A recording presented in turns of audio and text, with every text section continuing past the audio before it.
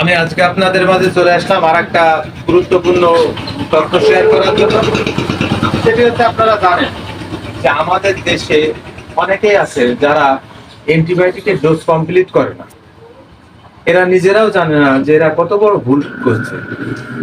কারণ একটা ডাক্তারবাবু যখন প্রেসক্রিপশন করে, অ্যান্টিবায়োটিকটা লেখা যদি থাকে 7 দিন, লেখা যদি থাকে 3 দিন, হ্যাঁ, তাহলে অবশ্যই আপনার এই সমস্ত অ্যান্টিবায়োটিকের ডোজ কমপ্লিট করতে হবে।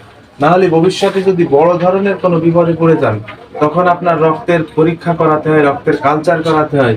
তখন দেখা যাবে যে এই ড্রাগটা আপনার শরীরে রেজিস্ট্রেট হয়েছে। তখন এই ড্রাগটা কিন্তু আপনার বডিতে কোনো কাজ করবে না। এইভাবে যদি একে একে 5টা 7টা অ্যান্টিবায়োটিক যদি আপনার বডিতে যদি রেজিস্ট্যান্স হয়ে যায়, সেক্ষেত্রে আপনি একটা সময় দেখবেন যে আপনি কোনো অ্যান্টিবায়োটিকই খেতে পাচ্ছেন না, কারণ অ্যান্টিবায়োটিক আপনার কোনো কাজই করছে না।